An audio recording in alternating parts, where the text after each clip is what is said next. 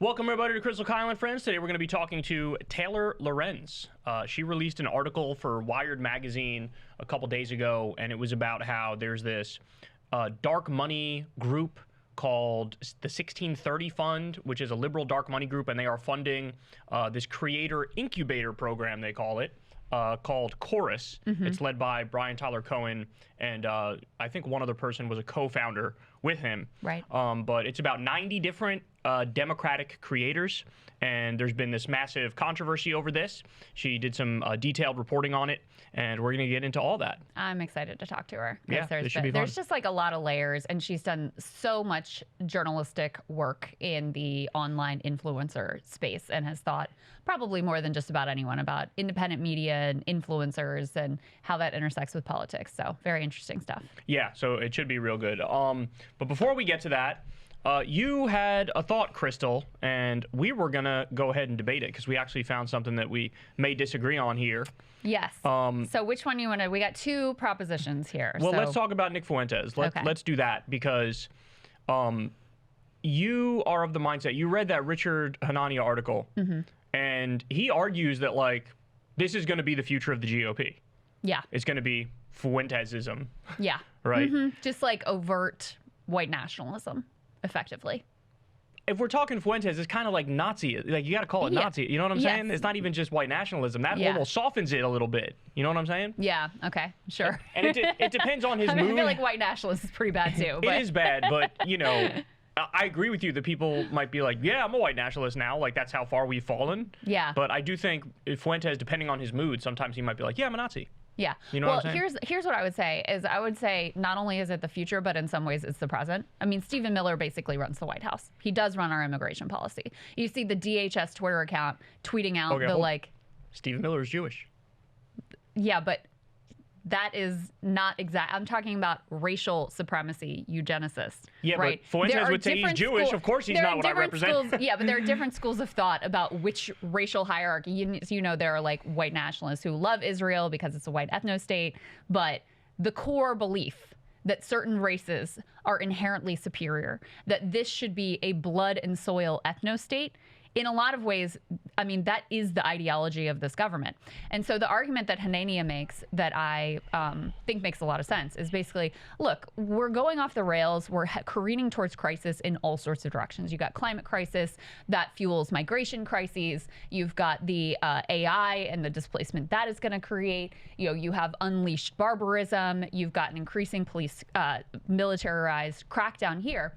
And so I think you've either got sort of two directions you can go, and you can go in the opposite direction of like a Zoran style type of politics, or you're going to have more and more overt white nationalist or, yes, sort of Nazi direction on the right. I think those are the two political possibilities that are effectively open. I think the traditional like Republican and traditional Democrat, center right and center left has been thoroughly destroyed, exposed as hypocritical, has very little purchase with the population.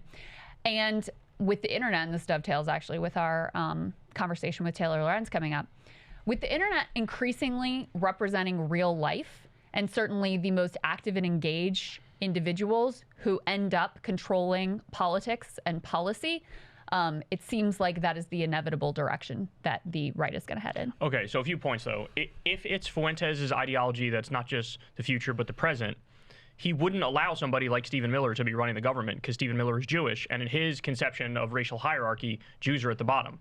And this would be a scenario of a Jewish person at the top. It would be like Fuentes being okay with some, like, you know, black far-right influencer running the government. No, he'd be like, I don't want a black person running the government. You know what I'm saying? So it's certainly not the present. I think we could put that aside. We could argue whether or not it's the future. It's definitely not the present. That's point number one. Point number two is the right, I agree with you. They like white nationalism.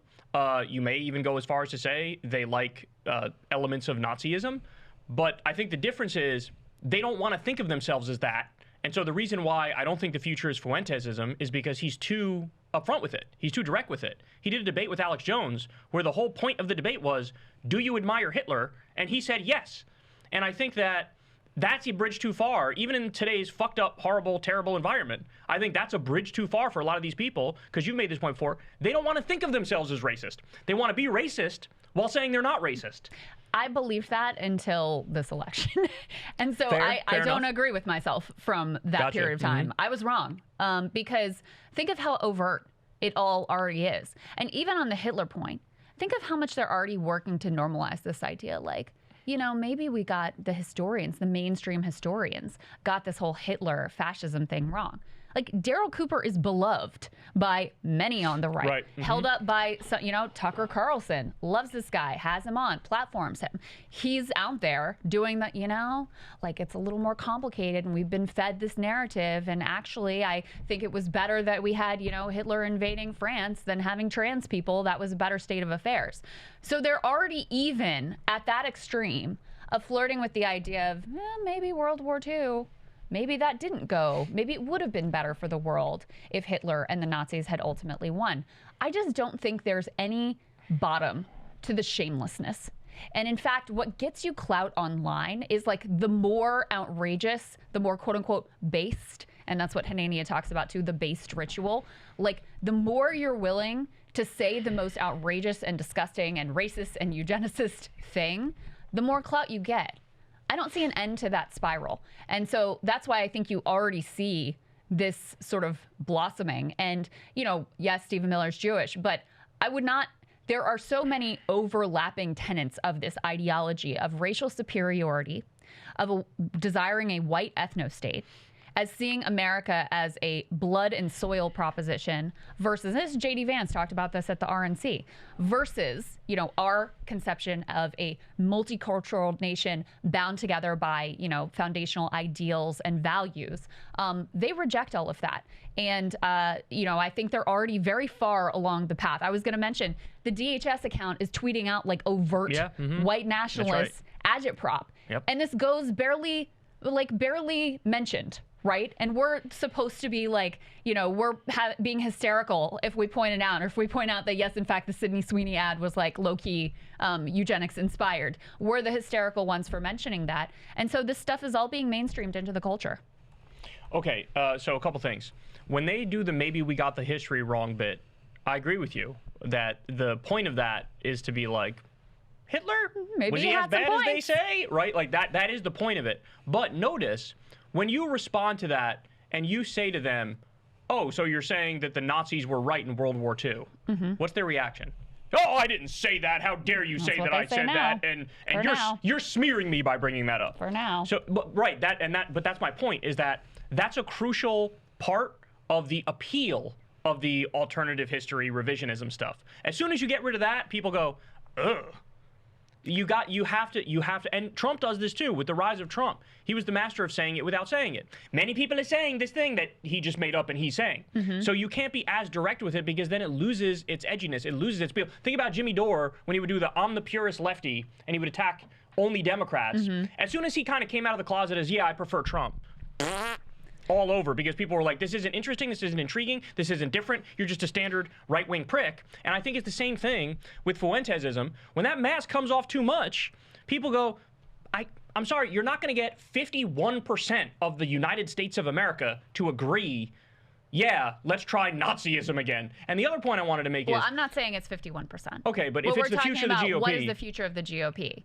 And so that's not necessarily a majority movement. So you're saying they could go full Nazi and then like collapse completely and the Democrats could win for a generation? I mean, I don't know that it would cause a complete collapse, but I think that's a possibility. I'm not opining on whether or not the GOP is going to be a majority coalition or not. I suspect if they do go in this direction, that you will have, I'm hopeful enough, that you would have a majority anti-Graper coalition. Majority anti-Graper This sounds so ridiculous. This sounds so fucking ridiculous. But here's another point that you and I have both discussed, is like, Israel is breaking open and exposing the hypocrisies of both parties right now, right? And so on the Democratic side, and I'm going somewhere with this, I promise. On the Democratic side, obviously expose the hypocrisy of like, y'all don't give a shit about human rights. Like, your liberal international values, like, get the fuck out of here with that. And on the right, it is also breaking apart that coalition. And this is not as much, though. And this is a big part of why I think he's experiencing a specific surge in popularity right now. Because, you know, Israel wants to wrap themselves in the cloth of representing all global Jewry. And that's certainly, like, that is in and of itself anti-Semitic. But for a lot of people who are like, what are we doing funding this thing? When Fuentes starts pointing out, oh, the cultural elites, and look at Hollywood, and look at the media, and look at this, and look at that, that's making a lot of sense to people. It's disgusting, it's untrue, but it's making a lot of sense to people. And so I think that's another piece. I really think Israel is this like lightning rod litmus test, breaking open the world order, breaking open both parties. And on the right, the response, on the left, we know what the response to that is. It's human rights, it's international law, it's, you know, respect for human dignity. On the left. On the right, it's just anti-Semitism. So here's why I disagree with that. A poll just came out this week, and 83% of Republican voters still support Israel. So on the right, it's all online Nazi freaks. Yeah, but that's because Trump does. That's because Trump does. I know, but if it's that fickle to the right, then it's not really a core defining motivating issue for them, where I agree with you on the left. On the left, this bitch is busted wide open because I've seen the polls, only 8% to a high of 33% on the left support Israel. It's really more like between 8 and 13% in most of the polls. That's a sea change. That's the Democratic politicians being totally a lockstep with the Democratic voters. On the right, I just don't see it. I feel like, and this was the most important point I wanted to get to. Yeah. I feel like a lot of the support for Fuentes online is botted. I feel like it's sort of like a psyop where they try to make you think, oh, he's the inevitable one. Oh, he's really popular. But then when you scroll through X, it's like, you know, you got all these like seemingly AI botted accounts that are like Nick Fuentes updates, and it'll be a clip of him saying some shit, and it's like, this isn't organic. This isn't natural. You know, go talk to some Republican voter in Tennessee. He'll be like, Nick who? That's some sort of Mexican. Get him out of here. Like, that's what he'll say. You know what I'm saying? Yeah, well, I guess we should define, because are we talking specifically about Fuentes, or are we talking about his ideas? And I'm talking, I don't know about specifically Fuentes, but I'm talking about his ideas. And they've gotten themselves into, you know, instead of the virtue signaling that was the 2010s hype of like liberals wanting to demonstrate their, you know, their morality. On the right, the way you get clout is by saying the most offensive thing. And what could be more sort of like in your face against the establishment, against the conventional, they don't want me to, they're going to cancel me for that, than like actually low-key Hitler was right, and actually low-key, you know, race IQ science is real, and actually, you know, low-key like the Jews do control everything. That's how everything is sliding in that direction. And it's just a race to the bottom. And Groyperism is the bottom. Like, that is where that leads to inevitably. I believe it or not, it actually isn't the case, I think, that Groyperism is the bottom. Because every now and then... You could go worse than that? Yeah, depending on Nick Fuentes' mood, sometimes he'll be like, well, just innately hating minorities for the color of their skin is pretty fucking low IQ and stupid. But I do want a place just for white people, and I want a place just for black people, and I think we should separate. But, like, I mean, don't actually hate them. You know? So what'll happen is somebody will come in. Outflank him. Somebody will come in and outflank him. Right, yeah. And then people will be like, oh, well, I'm not like that person. I agree with Nick Fuentes when he says that we shouldn't hate minorities. They just should have their own place. So, but here's where I think the crux of the disagreement comes in, and this could lead into our next debate. I'm of the mindset that Trumpism is collapsing. I'm of the mindset that the most offensive thing, that, like, I agree with you, the reward system for saying the most offensive thing, I think that's collapsing too. I think we've hit the peak of that. In fact, you had Tim Dillon doing this skit on his show the other week, or the other day, I should say, where he's like, yeah, I'm taking the money from Saudi Arabia. Who gives a fuck? And he's doing the, the Arabic chants in the microphone. And a lot of people were like, hey, that's not fucking funny. Saudi Arabia is doing a genocide in Yemen, and they've killed hundreds of thousands of people and starved hundreds of thousands of people to death, led to a fucking cholera outbreak, and your fat ass is going to sit there and lecture me about Gaza and Israel and how you're anti-genocide when you're taking money from chief genociders? Go fuck yourself. So there was a time where he would do the, oh, Tim Dillon being based, bro, triggering the libs, bro. Now the reaction is different. Now people are like, I don't know. Maybe we actually should have some values and should care about some shit and should try to make the world better. It's like with South Park. South Park is now hammering away on that message too. They were the ultimate, like, doomer nihilist, everything's stupid. Now the pendulum swung back and they go, maybe we should care about the environment a little bit. Maybe we should care about community a little bit. Maybe we shouldn't go this insane. So my contention is that Trumpism is collapsing. The reward system for the most offensive thing being popular is collapsing. And this leads to the next point, which is I think in due time, Trump will be looked at like George W. Bush is looked at. You can't find a George W. Bush bumper sticker. You can't find a George W. Bush yard sign. You can't find that shit anywhere. Not a single person in America will ever admit, yeah, I used to support George W. Bush. Because everybody now goes, the Iraq War was crazy, the torture was crazy, et cetera, et cetera. Yeah. Right? I can almost guarantee that's going to happen with Trump, because as bad as George W. was, Trump is even fucking worse. Trump is even worse. And so, yes, the spell will break, but it's going to be after he's dead. It's going to be, you know, a decade in the future or whatever it may be. But that is what I think is coming. I don't think you're going to have the deification of Trump like you did with Reagan. Reagan was like, he had the appearance of a guy who could be supported by both parties, buttoned down, very proper, very, like that sort of shit, where, you know, Democrats can fall for, oh, we look very professional. Trump doesn't have any of that. Right? So if Trumpism collapses and, you know, the anti-woke shtick collapses, you had Rogan come out this week go, I'm not anti-woke. Joe Rogan, the king of the fucking beating up on woke 24/7. So with all that stuff collapsing, I think my point is the Republicans are going to be in the fucking wilderness post-Trump. They are gone. Yeah, well, they may be, but Trump is going to be a deity to them. Like when he dies, he has said so many things on so many different issues. They don't actually have to live in the reality of what he was. I mean, just look at how they resuscitated him after his first term, right? After he oversaw like all these deaths from COVID and was completely unhinged and gave a giant tax cut to the rich and tried to steal the election. They psyop themselves into believing that this was all great and he was delivering for working class people and he was being persecuted unfairly. And so, yeah, they're in way too deep to back away from that. The triple Trumpers, they are in a cult. And even when the cult leader dies, they will invent some fabricated history about how wonderful he was and how great it was in the country and how we just wish we could have him back, blah, blah, blah, blah, blah. I mean, they did the same thing with Reagan. They overlook a hell of a lot about what it was actually like and what his policy actually was. Oh, we're not going to talk about the Iran-Contra scandal, right? That's not going to be part of the Reagan deification. George W. Bush, Trump is a unique cult leader figure. George W. Bush does not equate. And they are in way too deep and way too willing to lie to themselves and lie to everybody else about what this man is and what he does to ever go back on it. And the media will go along with it, because their natural instinct when any president dies or any prominent person is not to say, you know what, that guy's a motherfucker and we're better off with him gone. Their natural instinct is to rehab the image, to whitewash the image. Oh my gosh, our glorious president was so amazing when he did the tariffs and like caused economic chaos and calamity and blew up some boat and claimed it was drug smugglers and, you know, militarily invaded American cities. Wasn't that strong? Wasn't that incredible leadership? They'll go right along with it. So that doesn't, I mean, Trumpism is not any sort of coherent ideology outside of his own authoritarian power grab and self-serving interest and building up of this stable of oligarchs around him. So they'll just make of it what they want to. They'll take the pieces that they want. They'll highlight the pieces or the things that he said that serve their interest, and they'll claim that that is ultimately his legacy. So all of that I think is fair, but I think there's one major point that changes the outcome here. I think an economic depression is coming. And I think with an economic depression, that's basically the one thing where there's zero overcoming that reality.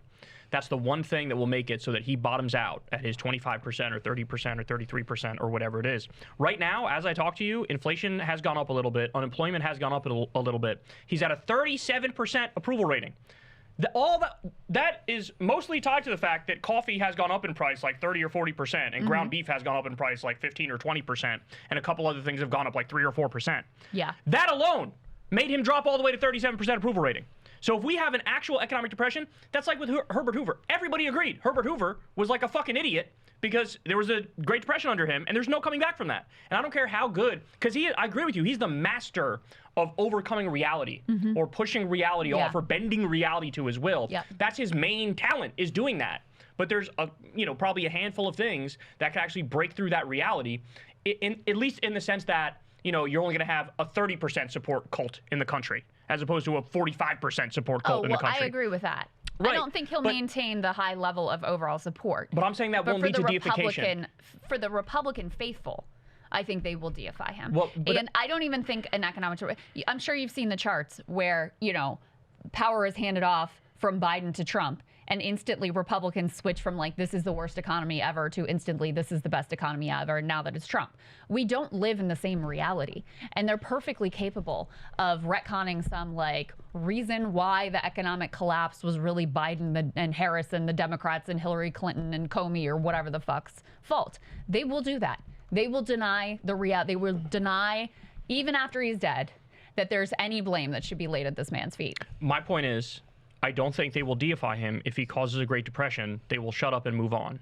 You may have the 20%, 30% that still wants to play the greatest hits and pretend like he was good, but that's mostly going to be in the corner, in behind the scenes. People are going to be afraid to be like, oh, I still love Trump, because everybody's going to be like, are you fucking kidding me? We had 20% unemployment, you fucking idiot. The country collapsed under him. What are you talking about? So I think that's the core of our disagreement. Yeah, I don't think they have any shame.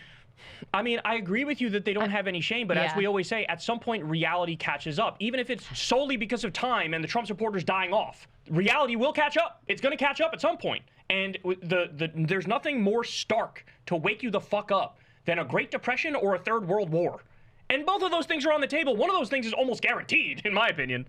So I just think it's a matter of time. But we'll see. I mean, we'll still be, how old will we? We'll be like 80 years old, and we'll be able to see, is he being deified or is he not being deified by the right? Or are they still talking about Reagan? Because they could still be talking about Reagan at that time, Yeah. Well, and I don't know if I'm necessarily talking about like 40 years down the road. But like after he dies and for, let's say, a decade afterwards.